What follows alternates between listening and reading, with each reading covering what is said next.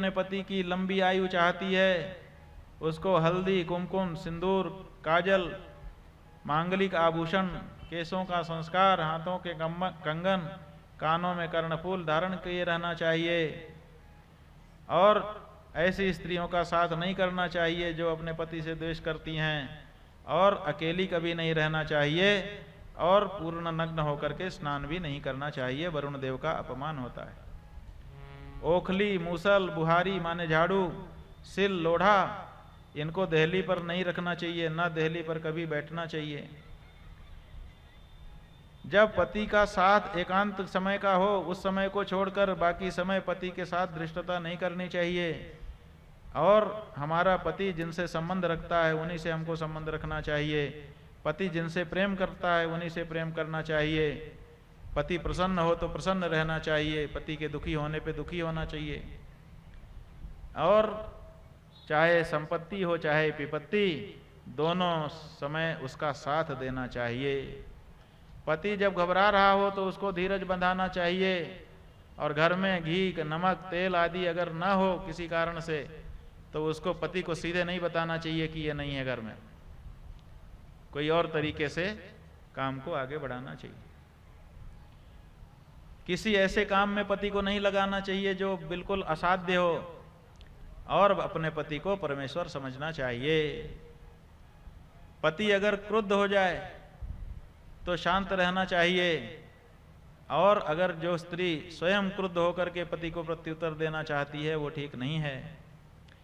पति से ऊंचे किसी स्थान पर नहीं बैठना चाहिए, दुष्टों के समीप नहीं जाना चाहिए। पति से कभी कातर वाक्य नहीं कहना चाहिए जिससे वो घबरा जाए, न किसी की निंदा न आक्षेप की बात बतानी चाहिए। कलह का तो बिल्कुल त्याग ही कर देना चाहिए। और जब पति के पास या अपने गुरुजनों के पास जाएं तो बहुत जोर से बात नहीं करना चाहिए, न जोर से हंसना चाहिए। अगर पति बाहर से घर आया हो तो उसको पानी देना चाहिए, भोजन पूछना चाहिए, कपड़ा देना चाहिए। जरूरत हो तो पैर दबा करके और मीठे वचन के द्वारा उसको प्रसन्न करना चाहिए, ताकि वो घर में आने का मन बनाए। घर में आने पे अगर प्रेम भाव उसको नहीं मिलेगा तो उसका घर में आने का मन नहीं करेगा, वो मित्रों के पास जाकर के बैठने लगेगा, केवल सोने के लिए घर आएगा। ये जो पति है ना, इसीलिए इसका ध्यान रखना चाहिए कि माता, पिता, पुत्र, भाई ये सब भी हैं, ये भी आपको सुखी करते हैं, लेकिन पति जितना सुखी कोई दूसरा नहीं कर सकता।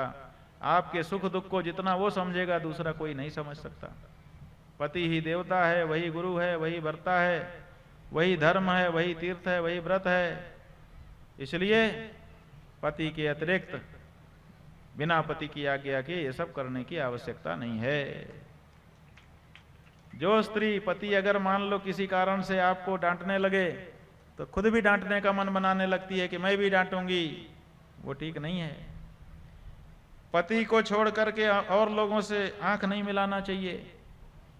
पति के दिए बिना खुद ही अगर मिठाई खा लेती है तो भी ठीक नहीं है। अपने पति को तू तड़ाक करके नहीं बोलना चाहिए।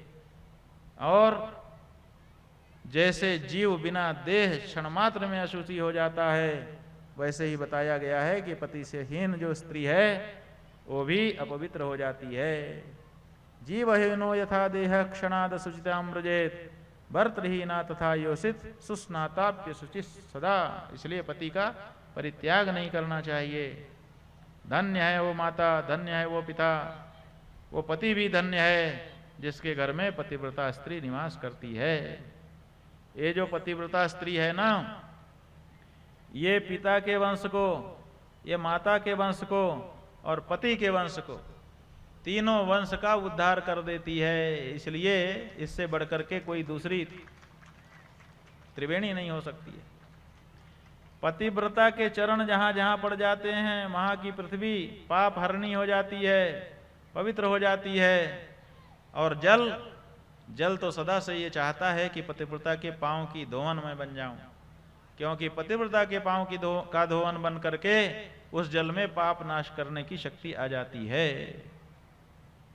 ये जो पत्नी है पतिव्रता, इससे हमारा लोक भी बनता है और परलोक भी बनता है।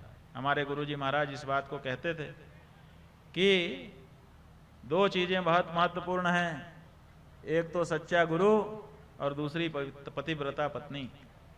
वो कहते थे कि पतिव्रता पत्नी मिल जाए तो ये लोग सुधर जाए और सच्चा गुरु मिल जाए तो वो लोग सुधर जाए। जिस तरह से गंगा स्नान से शरीर पवित्र हो जाता है, वैसे ही किसी पतिव्रता स्त्री का दर्शन करने से शरीर पवित्र हो जाता है। गंगा में और पतिव्रता में कोई भेद नहीं है। वो जो पुरुष है वो शिव के तुल्य है, वो जो स्त्री है पतिव्रता वो भगवती सती पार्वती के ही तुल्य है। चार तरह की पतिव्रता होती हैं और चारों परम पवित्र होती हैं। चार कौन कौन सी? बताया कि एक तो ऐसी पतिव्रता है जो अपने पति के सिवाय कोई दूसरा भी संसार में पुरुष है ये मानती ही नहीं है। वो कहती एक ही पुरुष है, बाकी कोई पुरुष नहीं। दूसरी सोचती है कि हमारे पति हैं, बाकी भी पुरुष हैं, लेकिन वो भाई हैं, वो पिता हैं, वो चाचा हैं, वो काका हैं, वो नाना हैं, उनसे हमारा अलग संबंध है। तीसरी जो है वो सोचती है कि मुझे अपना चरित्र अच्छा रखना चाहिए। होंगे पर पुरुष, हम नहीं कहते कि संसार में दूसरे पुरुष नहीं है, लेकिन हमारे किस काम के? हमारे लिए तो हमारा पति ही है।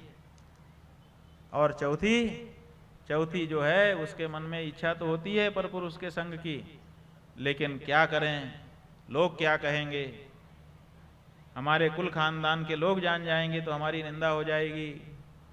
ऐसा समझ करके अपने आप को बचा करके रखती है। ये चार तरह की पतिव्रताएं हैं, चारों ही पुण्य दर्शना हैं, किसी कारण से सही पतिव्रता तो हैं, इसलिए चारों का महात्म्य बड़ा है।